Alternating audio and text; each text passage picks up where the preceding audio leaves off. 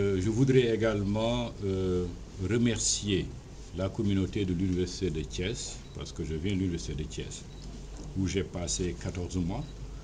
C'est une période courte, mais qui a été suffisante pour moi, pour tisser des relations très fortes avec cette communauté.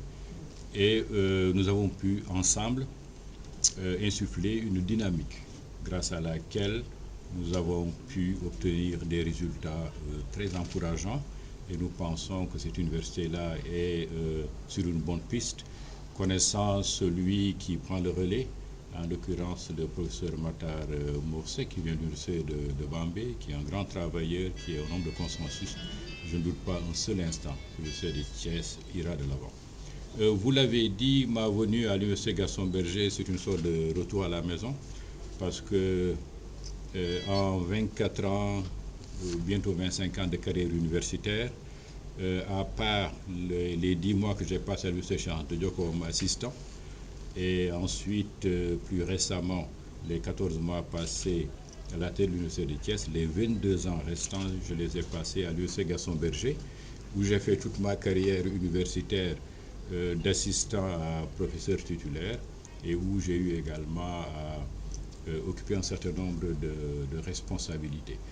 Donc, en revenant ici, je reviens confiant, parce que c'est une université que je connais, qui a un atout majeur, qui a su faire le plus difficile, c'est d'instaurer une culture. La culture de l'excellence, à l'université Gaston Berger, ce n'est pas un slogan, c'est une chose en laquelle les gens croient, mais c'est surtout quelque chose qui a été cultivé au fil des années. De 1990 à 2014, toutes les autorités qui se sont succédées, du professeur Ahmadou Lamine Ndiaye, premier recteur, le professeur Lamine Gueye, en passant par les recteurs Ndiawar Sarr et le professeur Mary Teuw Niane, tous se sont inscrits dans la même dynamique de l'excellence. Donc pour cette raison-là, je suis confiant aussi parce que je connais le potentiel de l'UGB sur tous les plans, potentiel intellectuel, potentiel d'expérience accumulée au fil des années dans le cadre d'une orientation acceptée. Et quelles que soient les difficultés, quelles que soient les petites perturbations qui ne peuvent pas manquer dans un espace universitaire, ce qui est constant, c'est que l'université Gaston Berger n'a jamais perdu l'axe principal. Donc, pour toutes ces raisons-là, vraiment, je suis très optimiste. Ensuite, je suis optimiste parce que les universités sénégalaises sont à un tournant particulièrement important. Il y a des réformes majeures qui sont en cours aujourd'hui et personnellement, je fais partie de ceux qui sont convaincus que l'enseignement supérieur au Sénégal n'a jamais été, depuis notre indépendance, dans une dynamique aussi porteuse. Parce que lorsqu'on a au plan stratégique un cadrage très clair, toutes les universités ont des plans stratégiques. Avec l'État du Sénégal, il y a des contrats de performance.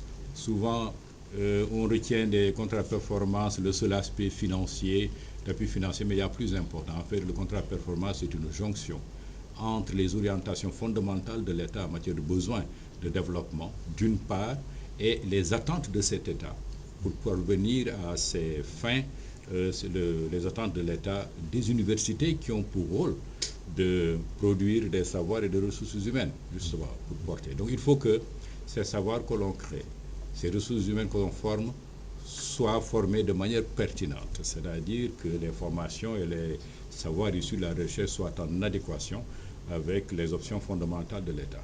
Et cette jonction État et structure de formation et recherche c'est des options stratégiques majeures. Et quand vous avez l'État du Sénégal qui aussi réfléchit, dit dans notre pays, nous avons besoin d'orienter notre système éducatif vers les sciences et les technologies et nous demandons à l'ensemble des structures de formation à mettre le focus sur la science et la technologie. Ça, c'est des nouveautés. Je ne sais pas si les gens mesurent suffisamment, mais c'est majeur. Il y a également cette autre conscience que pendant très longtemps, on a fonctionné dans nos universités avec des textes qui étaient un peu obsolètes. Or, dans le monde d'aujourd'hui, il y a de nouvelles dynamiques en matière d'enseignement supérieur parce que l'économie mondiale est une économie fondée sur le savoir. Il fallait qu'en même temps qu'on choisissait des orientations fortes, pour l'enseignement supérieur, en matière d'enseignement supérieur, de formation et de recherche, il fallait adapter les textes, que les textes n'inhibent pas les initiatives, ne les bloquent pas. Là aussi, vous savez que l'État du Sénégal a initié une loi cadre et il y a un ensemble de textes qui sont en train d'être pris, qui sont dans le circuit. Et lorsque ces textes seront validés, ça va beaucoup libérer les initiatives dans les universités. Enfin, le dernier exemple que je voudrais donner, c'est même la structuration. Maintenant, au Sénégal, enfin, avant les réformes actuelles, pendant longtemps, les universités ont eu une propension à vivre en vase clos. C'est-à-dire chaque université avait beaucoup de bonne volonté, réalisait de bonnes choses, mais il n'y avait pas ce sentiment de l'existence d'un espace sénégalais de l'enseignement supérieur. Aujourd'hui, vous avez vu, pour la passation de service, ça a été supervisé par le chef de l'espace, le directeur général de l'enseignement supérieur, en plus des techniciens financiers. Ça, ce n'est pas rien, c'est des symboles qui sont très forts. Cela signifie que désormais, il y a des organes de pilotage au plan national. Il y a des organes de gestion et de management au plan local, au plan institutionnel. Tout ça signifie que nous allons vraiment vers un système cohérent. Donc l'un dans l'autre, entre la culture de l'UGB qui est une culture d'excellence, un cadrage au plan national qui libère les initiatives, je pense que nous avons tout le potentiel. Maintenant, j'ai une autre chance majeure, c'est de remplacer celui que je remplace, qui a fait un excellent travail. Le professeur Lamine Gueye, vous l'avez entendu vous-même avec nous, c'est c'est un travailleur, c'est un intellectuel, au plein sens du terme, qui dit ce qu'il pense, qui a su, mais qui est un homme de consensus. Et il a su vraiment créer ici une dynamique. Et je crois, ça c'est mon dernier mot, que je crois que le grand défi aujourd'hui qui se pose à l'enseignement supérieur au Sénégal en général, dans nos universités en particulier, c'est le défi du dialogue et de la concertation, de la communication. C'est ça qui parfois peut manquer.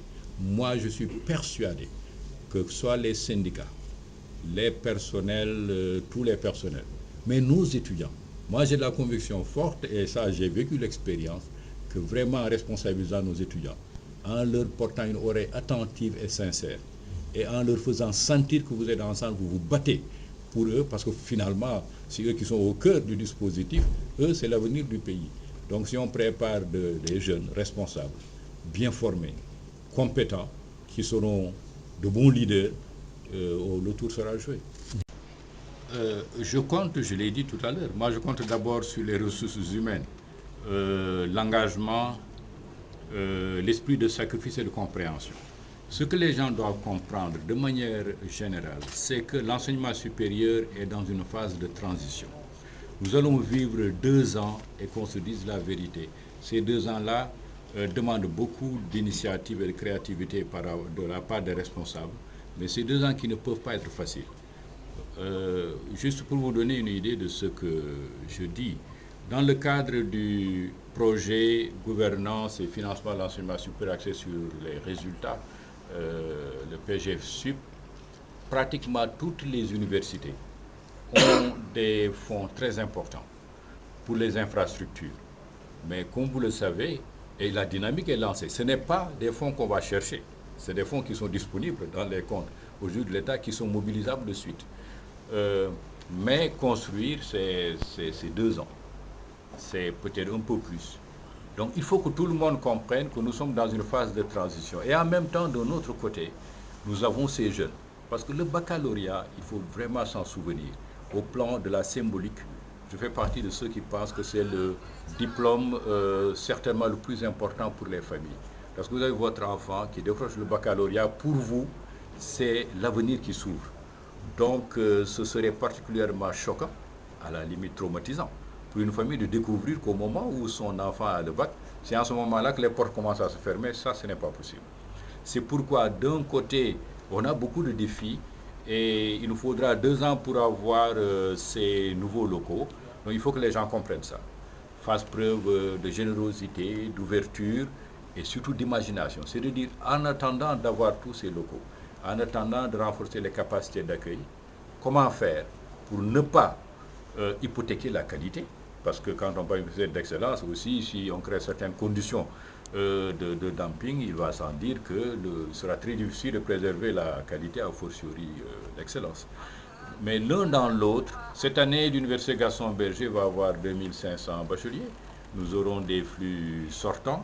Il y a l'UGB2 qui est déjà réceptionné, qui a amélioré de manière significative les capacités d'accueil.